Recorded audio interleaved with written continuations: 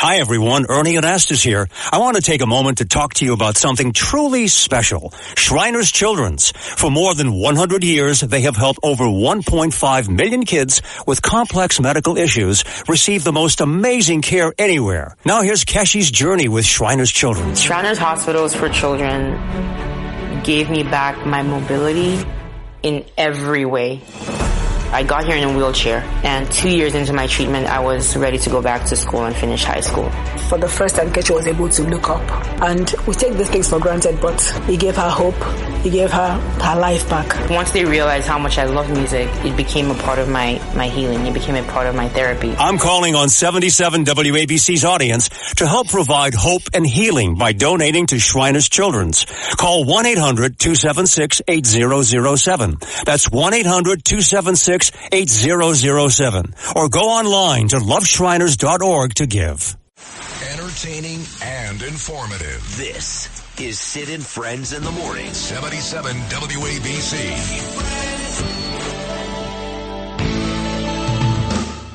That lady with Miller was talking about food in Queens.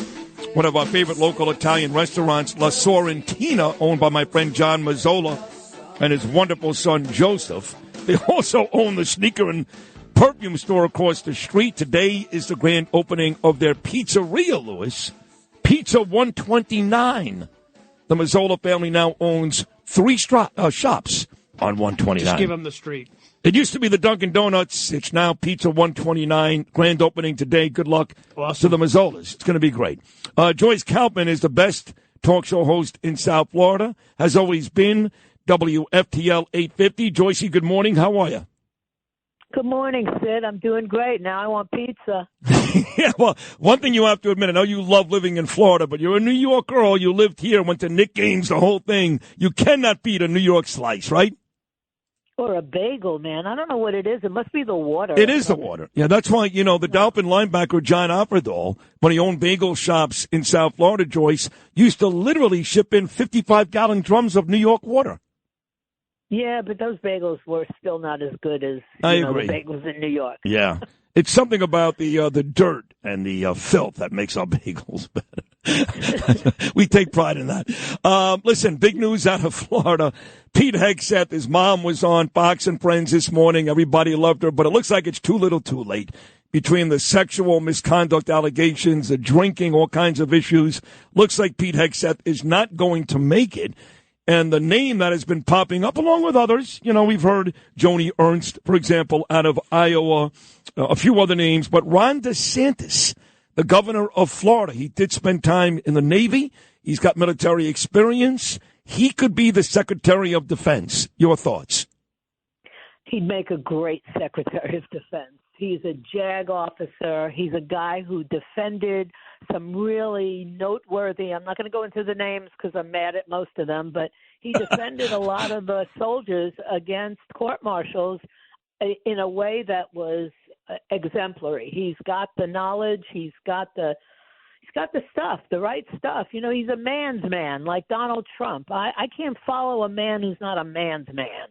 Oh, you've always said that about Trump when you tried to convince me, and you were right all along back in 2015 when we worked together down in Florida, Joyce Kaufman. And you're right, Trump is a man's man, Ron's a man's man. But if Ron leaves, that's a huge hole. Now, when I lived down there, Rick Scott, who's now a senator down there, he was the governor. Now you've got DeSantis. But if you've got DeSantis going as Secretary of Defense and Rubio as Secretary of State, you got a bunch of big openings down in Florida. Lara Trump can only take one job. What are your thoughts on her and some other folks may replace these guys? We got some deep talent, a deep bench here. We got Byron Donalds. And last time I heard, Matt Gaetz is looking for a job. Yeah. You think he can work again? That this wasn't that ugly for Matt Gaetz? No, I think Matt is a beloved son of us here in Florida and really of patriots all over the country. And you got to start believing, Sid, as we look at this situation with Hegseth, that Donald Trump plays four-dimensional chess, and he had to know that Hegseth was going to be a tough pull. He had to know that Gaetz was virtually impossible.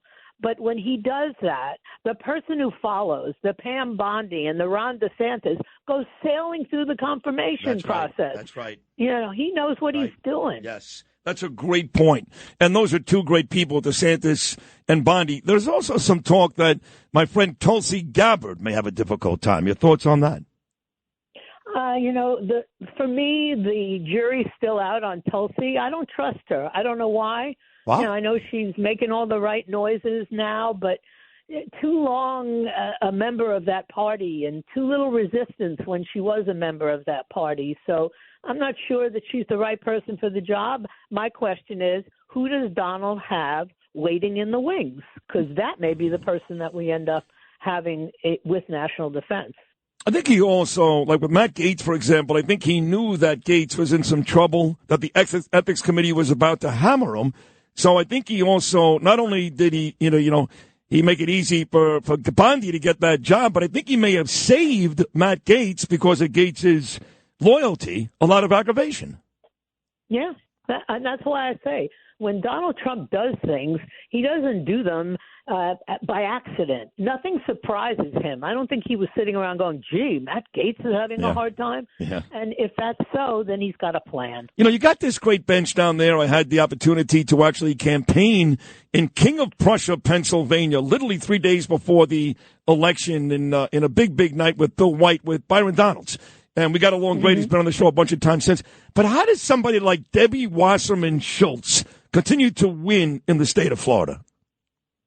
Well, it won't be much longer because all those FDR Democrats are actually in their 90s now. So once they're gone, the replacement population that they were so sure of, the Venezuelans and the other Hispanics that they brought into Weston, those guys are voting Republican. So we've got a win ahead of us. And of course, Sid, I'm considering running against her.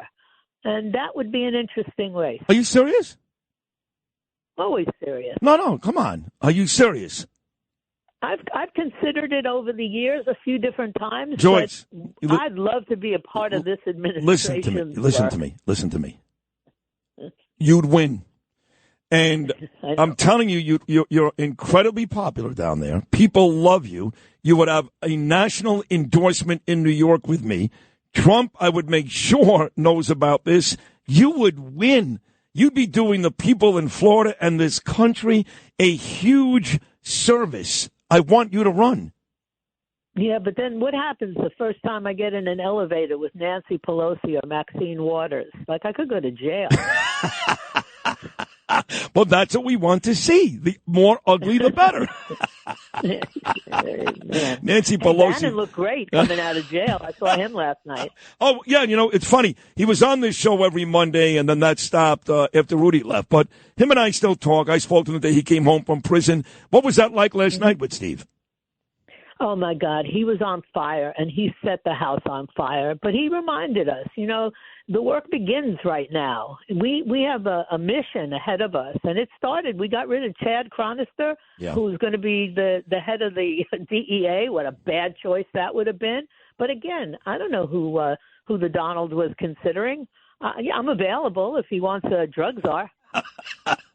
And you certainly have a very, very personal reason to take that job. All kidding aside, you're amazing, Joyce Kaufman. You're the best, and I hope you do run. I really do. I think you'd win. But either way, I love you, and keep coming back. Thank you so much.